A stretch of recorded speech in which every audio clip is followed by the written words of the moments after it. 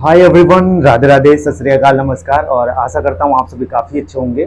तो इस वीडियो में हम बात करेंगे जो कि अभी आप लोगों ने देखा होगा 68,500 जो कि वैकेंसीज थी, जो कि कोर्ट ने अपना जजमेंट दिया है, जो कि जजमेंट उसका जो ऑर्डर है वो अपलोड भी हो गया है साइट पर।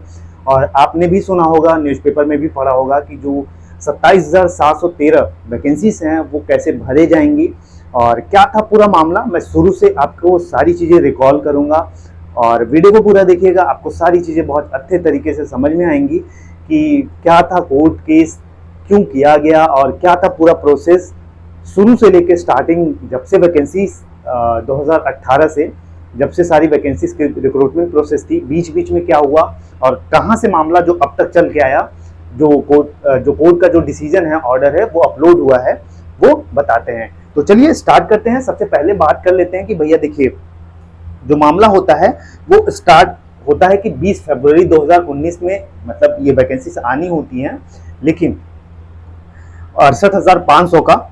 लेकिन एडवर्टीजमेंट जो है इसका कब आता है? 2018 में। जो इसका एडवर्टीजमेंट, सबसे पहले बात कर लें एडवर्टीजमेंट की। जो एडवर्टीजमेंट होता है, इसका नोटिस आती है, कब आती है? 2018 में। ठीक, सबसे पहला प्रोसेस है कि इसका एडवर्टीजमेंट आता है, कब आता है? 2018 में आता है, 68,500 का।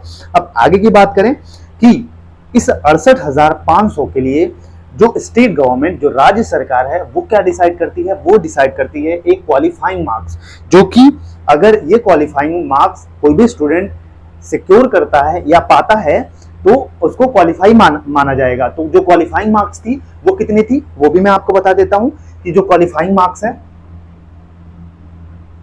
क्वालिफाइंग मार्क्स की बात करें तो 40%, 40 एंड 45%। ठीक, 40 एंड 45%। अगर आप जो एग्जामिनेशन होने वाला था उस समय ATRE का, असिस्टेंट टीचर रिक्रूटमेंट एग्जामिनेशन, जिसको आप सहायक अध्यापक शिक्षक पात्रता परीक्षा कह सकते हैं आप, तो उसका जो क्वालिफाइंग मार्क्स था वो 40 एंड 45%। 40% जो था वो था रिजर्व कैटेगरी के लिए और 45% था अनरिजर्व कैटेगरी के लिए। यहां तक मामला समझ में आया। 2018 में वैकेंसीज का नोटिफिकेशन निकाला जाता है और स्टेट गवर्नमेंट, राज्य सरकार क्या डिसाइड करती है कि इसमें एक क्वालिफाइंग मार्क्स होगा। जो क्वालिफाइंग मार्क्स है 40% जो होगा वो स्टेट गवर्नमेंट, 40% जो होगा वो रिजर्व कैटेगरी के लिए होगा और 45% जो होगा वो अनरिजर्व कैटेगरी के लिए होगा। यहां तक बात समझ में आई। अब आगे चलते हैं।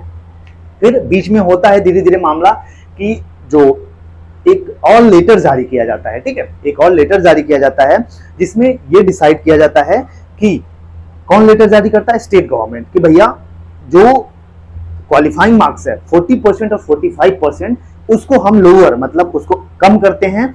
और ये जो लोअर करके कितनी कर दी गई है, जो क्वालिफाइंग मार्क्स थी वो कर दी गई अब 30 to 33%। ठीक, अब एक नोटिफिकेशन आता है, मतलब एक नोटिफिकेशन जारी किया जाता है, जो 40% और 45% है इसको लोअर कर दिया जाता है, मतलब कम कर दिया जाता है। और कितना कर दिया जाता है? 40 को 30% और 45 को 33%। इसका मतलब यह है कि 30% जो है वो रिजर्व कैटेगरी के लिए होगा और 33% जो है वो अनरिजर्व कैटेगरी के लिए होगा। यहां तक समझ में आया? मैं फिर से रिवाइज कर देता हूं कि 2018 में क्या होता है कि वैकेंसी की नोटिफिकेशन आती है और उसमें राज्य सरकार एक क्वालिफाइंग मार्क्स डिसाइड करती है कि 40% जो है वो किसके लिए होगा? वो रिजर्व कैटेगरी के लिए होगा और 45% जो है वो अनरिजर्व कैटेगरी के लिए होगा। उसके बाद राज्य सरकार एक और नोटिस जारी करती है जिसमें यह कहती है कि जो क्वालिफाइंग मार्क्स है हम उसको कम कर रहे हैं, वो होगा 30% जो होगा वो रिजर्व कैटेगरी के लिए होगा और 33% जो है वो अनरिजर्व कैटेगरी के लिए होगा।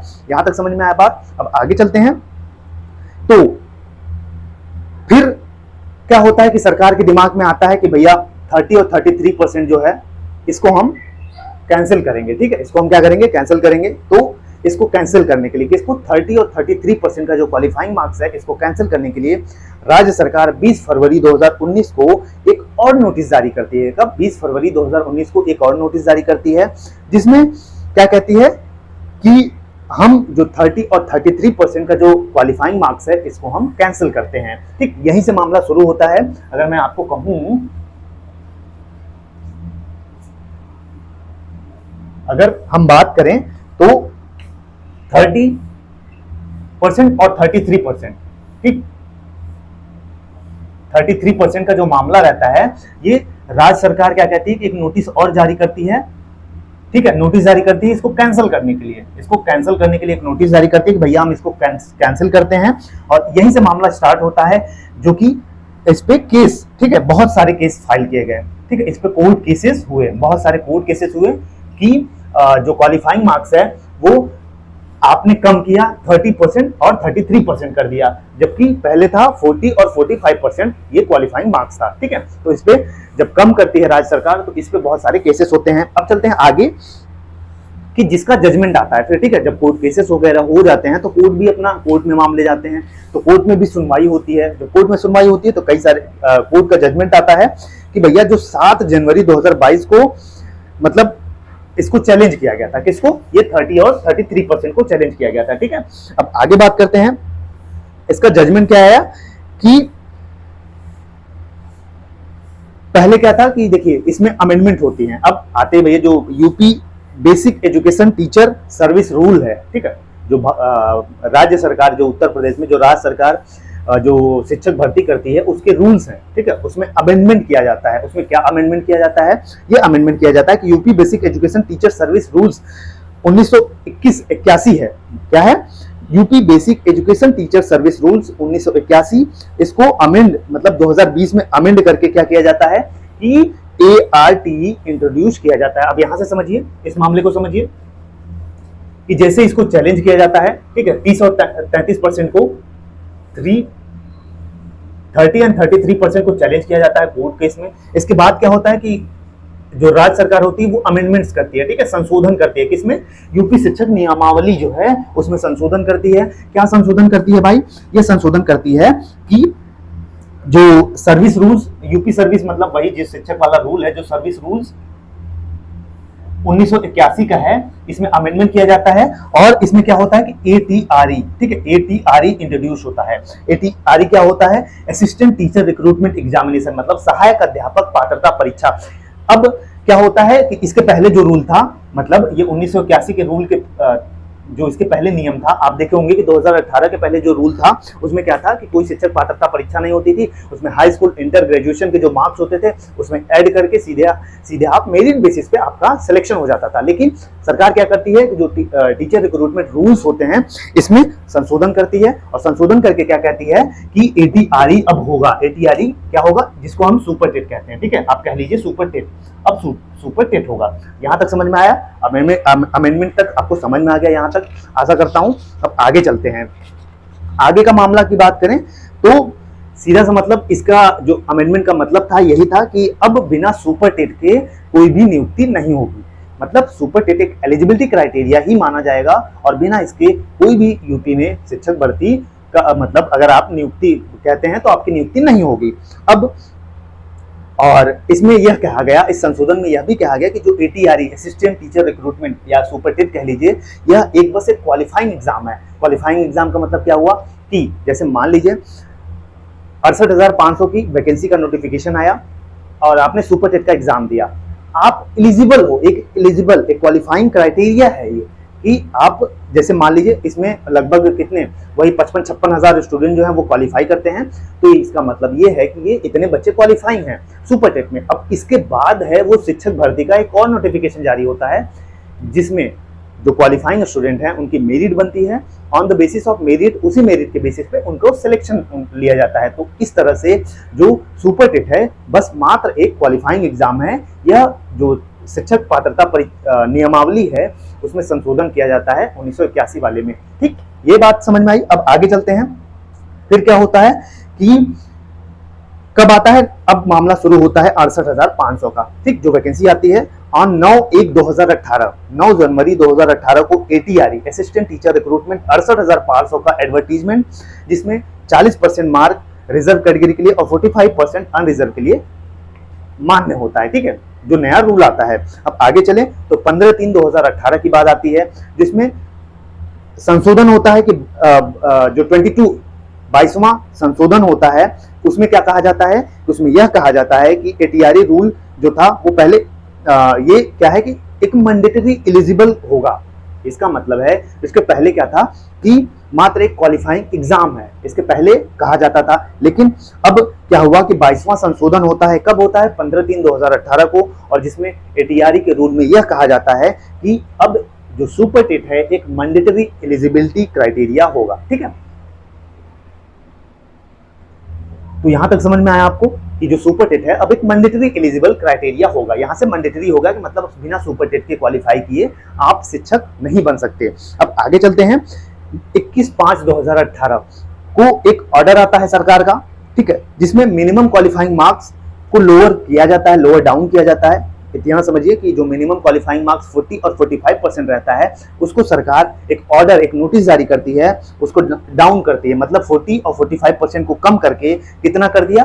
30% रिजर्व कैटेगरी के लिए और 33% अनरिजर्व कैटेगरी के लिए कर देती है। यहां तक समझ में आया आपको? अब आगे चलते हैं। अब जो वैकेंसी थी 68,500, उसका एडमिट कार्ड आता है। कब आता है एडमिट कार्ड? 27/5/2018 को एडमिट कार्ड आता है और उसके बाद इसका एग्जामिनेशन ले लिया जाता है। ठीक, अब आगे चलते हैं। तो आंसर की, इसकी आंसर की आती है 5 जून 2018 को। 5 जून 2018 को मैं आपको लिख के बता देता हूं, आपको ज्यादा समझ में आएगा। चीजें सुनेंगे आप बहुत अच्छे से तरीके से, आपको सारी चीजें बहुत अच्छे तरीके से समझ में आएंगी। तो देखिए, इसका एडमिट कार्ड कब आता है? 68,500 का एडमिट कार्ड की बात करें तो ये आता है आपका 27/5/2018 को। ठीक है, अब आगे की बात करें तो इसका जो आंसर की आती है, एग्जाम होता है, फिर आंसर की बात करें तो आंसर की कब आता है? आंसर की आता है 18/6/2018 को। ठीक है, पहले 5 जून को आता है, 5 जून को, फिर उसके बाद संशोधित, जिसको हम संशोधित उत्तर कुंजी कहते हैं, आंसर की कहते हैं, तो वो कब आता है? उसके बाद आता है 18/6/2018 को। ठीक, 18/6/2018 को फाइनल आंसर की इसकी जारी होती है। ये है संशोधित 5 जून को। 5 जून को जो आता है मतलब फाइनल आंसर की नहीं रहता है। 18/6/2018 को संशोधित, मतलब कोई भी जो भी गलतियां थी, उसको आपत्तियां थी, उसको सरकार लेती है, उसके बाद एक फाइनल आंसर की जारी करती है 18/6/2018 को। यहां तक समझ में आ गया आपको कि एग्जामिनेशन भी हो गया, अब आंसर की भी आ गया संशोधित। अब इसके आगे चलते हैं और यहीं से मामला शुरुआत होता है। 24/7/2018 को एक रिट जारी की जाती है, एक कोर्ट में केस किया जाता है, फाइल किया जाता है, किसके द्वारा? दिवाकर सिंह के द्वारा। ठीक, कि जो गवर्नमेंट का ऑर्डर था उनको इन्होंने चैलेंज किया। किस ऑर्डर को चैलेंज किया? कि भैया जो 40 और 45% क्वालिफाइंग मार्क्स था उसको आपने लोअर कर दिया, 30 और 33% कर दिया। इसी चीज को लेके ये दिवाकर सिंह साहब चैलेंज करते हैं। किसको? 30 और 33% को, मतलब कम क्यों किया, इसी को चैलेंज करते हैं कोर्ट में। अब आगे की बात करें तो सरकार का एक फिर से न्यू ऑर्डर आता है जिसमें 8 अगस्त 2018 को कि क्वालिफाइंग मार्क्स जो है वो 40 और 45% ही होगा। मतलब केसेस की सुनवाइयां होती हैं, जब ये दिवाकर सिंह साहब चैलेंज करते हैं उसके बाद कोर्ट के केस की जो सुनवाई होती है उसमें सरकार का ऑर्डर आता है जिसमें सरकार यह कहती है, मतलब कोर्ट का डिसीजन होता है कि भैया 8 अगस्त 2018 को आता है कि जो क्वालिफाइंग मार्क्स है वो 40 और 45% ही होगा, माना जाएगा। ठीक है, अब 68,500 का रिजल्ट डिक्लेयर किया जाता है। ठीक है, इसका रिजल्ट कब आता है? रिजल्ट की बात कर लेते हैं। इसका रिजल्ट भी डिक्लेयर कर दिया जाता है। कब होता है? 13 अगस्त 2018 को। ठीक, 13 अगस्त 2018 को इसका रिजल्ट आ जाता है। ठीक, यहां तक समझ में आया? इसका फाइनल आंसर की भी हो गई, रिजल्ट भी आ गया। अब आगे की बात करते हैं।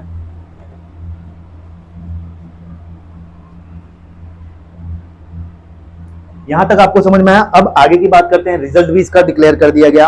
अब रिजल्ट आता है, ठीक है, रिजल्ट आ गया।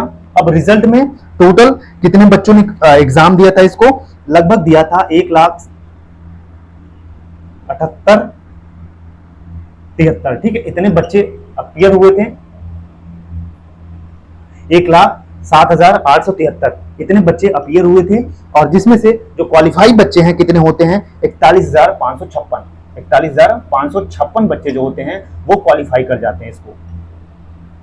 ठीक है, ये क्वालिफाई करते हैं। अब यहां तक मामला समझ में आया कि रिजल्ट आता है।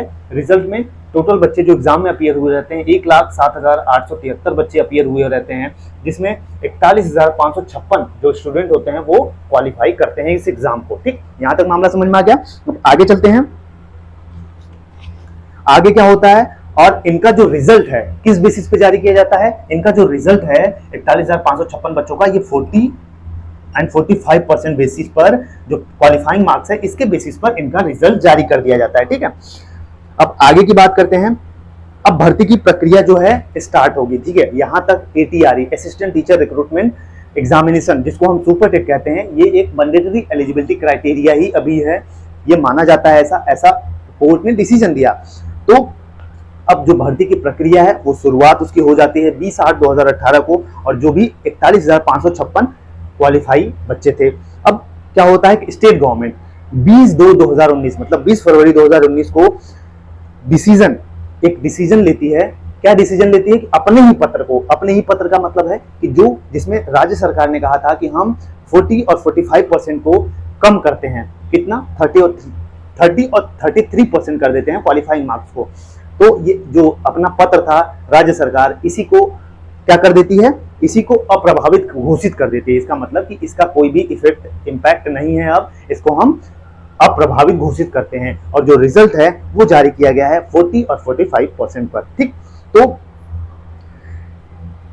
राज्य सरकार डिसीजन ले लेती है कि भैया अब हम जो 30 और 33% का जो लोअर करके हमने क्वालिफाइंग मार्क्स किया था, हम इसको अप्रभावित घोषित करते हैं, और जो बच्चे क्वालिफाइंग है 41,556, इनका जो पूरा भर्ती प्रक्रिया है वो 40 और 45% पे मार्क्स, क्वालिफाइंग मार्क्स पर हम आगे बढ़ाएंगे।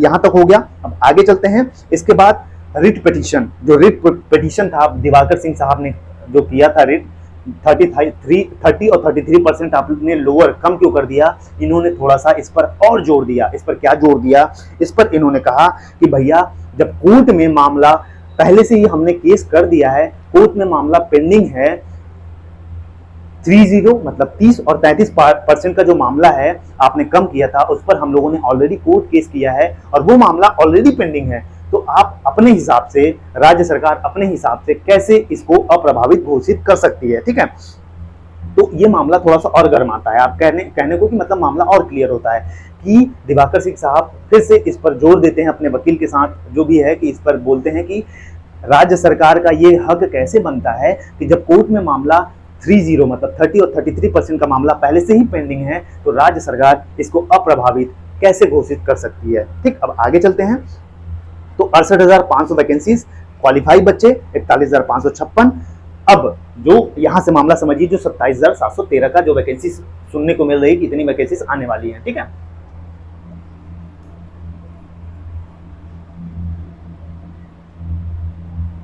अब आगे सुनिए। ठीक है, टोटल कितनी वैकेंसीज थी, 68,500। ठीक, और इसमें वैकेंसी थी, क्वालिफाई कितने हुए, 41,556 क्वालिफाई हुए। अब आगे की बात करें तो राज्य सरकार कहती है कि जो बचे हुए, ठीक है, इसमें से जो बचे हुए कैंडिडेट थे, बात करें तो जो बचे हुए कैंडिडेट थे कितने थे, 27,113। ठीक है, इसी को लोग कह रहे हैं कि नई वैकेंसी आ रही है। 27,113 जो है, इसमें से 68,500 में से माइनस करेंगे 41,556, तो आपको मिलेगा 27,113 वैकेंसी। ठीक है, तो अब मामले की सुनवाई होती है, इसी पे डिसीजन कोर्ट में सुनवाई होती है, और जो कोर्ट है वो राज्य सरकार से पूछती है कि आप ये हमें बताइए कि जो बचे हुए पोस्ट थे 68,500 में, जब बच्चे 41,556 क्वालिफाई हुए हैं, तो जो बचे हुए पद 27,113 थे, आपने अगली शिक्षक भर्ती कौन सी रहती है, ठीक है, इसके बाद क्या होता है, अगली शिक्षक भर्ती आती है 69,000 की। ठीक है, इसके बाद अगली शिक्षक भर्ती आती है 69,000 की, इसमें आपने क्यों नहीं जोड़ा। ठीक है, जो बचे हुए पद थे 27,113, आपने इसको क्यों नहीं जोड़ा, ये कोर्ट, ठीक है, कोर्ट जवाब मांगता है किससे, राज्य सरकार से, कि भैया जब 68,500 में आपने 41,556 बच्चे क्वालिफाई हुए,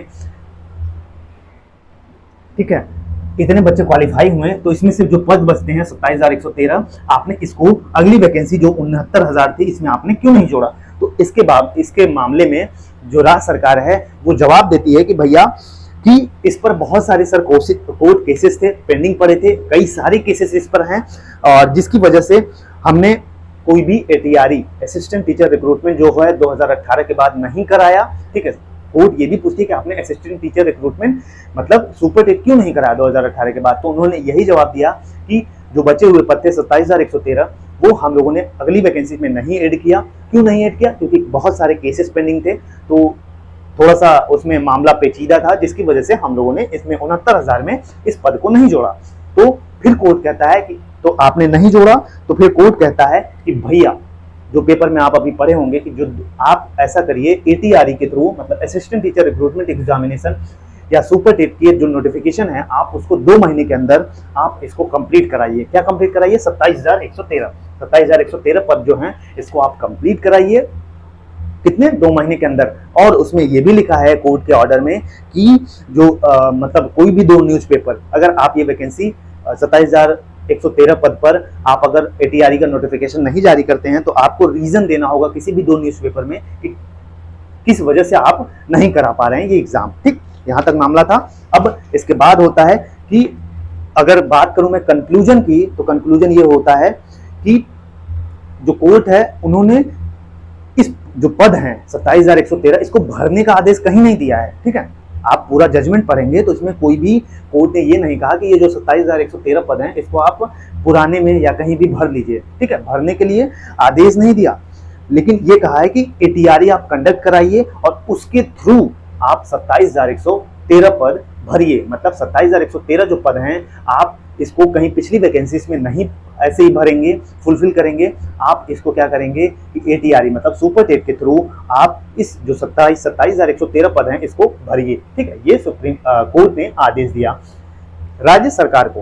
तो यहां तक मामला था। अब समझ में आ गया होगा कि आपको कि 27,113 का मामला क्या था, और मैंने पूरी अपनी कोशिश की, मुझे जितना समझ में आया मैंने पूरा कोर्ट डिसीजन पढ़ा था, तो जो आदेश था उसको मैंने पूरे अपने अच्छे तरीके से समझाने की कोशिश की, और आशा करता हूं आपको सारी चीजें बहुत अच्छे तरीके से समझ में भी आई होंगी। बहुत सिंपल तरीके से अगर कंक्लूजन में कहूं तो 68,500 की वैकेंसी जो रहती है, इसमें जो राज्य सरकार है वो कहती है कि मात्र ये है कि जो सुपर टेट है ये क्वालिफाइंग एग्जाम है। उसके बाद एक और डिसीजन आता है कोर्ट का, उसमें कोर्ट कहती है कि भैया ये मैंडेटरी एलिजिबिलिटी है केवल, ऐसा नहीं कि आप सुपर टेट क्वालिफाई कर लिए तो आप टीचर बन जाएंगे। बिना इसके एलिजिबिलिटी क्राइटेरिया के आप शिक्षक भर्ती नहीं ले सकते। मतलब इसका मतलब है कि सुपर टेट अगर आता है तो उसमें आप क्वालिफाई करते हैं, उसके बाद भी एक एग्जामिनेशन होगा, तब जाके आप कहीं टीचर बनेंगे। उसके बाद मामला आता है क्वालिफाइंग मार्क्स को लेके, 40 और 45% रहता है। 40% रिजर्व कैटेगरी के लिए, 45% अनरिजर्व कैटेगरी के लिए। और वहीं आगे बात करूं तो फिर राज्य सरकार डिसीजन लेती है कि हम इसको लोअर करके, कम करके 30 और 33% कर रहे हैं, लेकिन फिर से मामला कोर्ट में जाता है।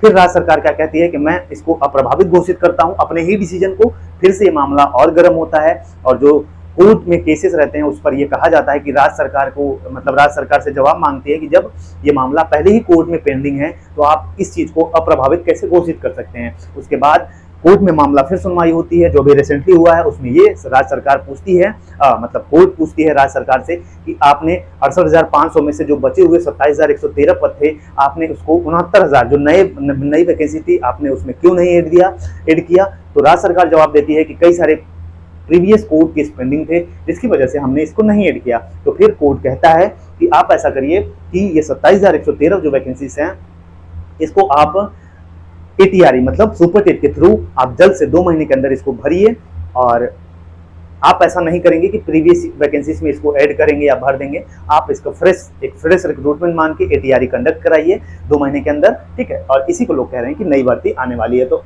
होप है कि जरूर आएगी वैकेंसी। बाकी आप पढ़ते रहिए, मुस्कुराते रहिए। चीजें नहीं समझ में आई या समझ में आई तो आप कमेंट में जरूर मेंशन करिएगा। मिलेंगे अगले वीडियो में, तब तक के लिए जय हिंद, जय भारत।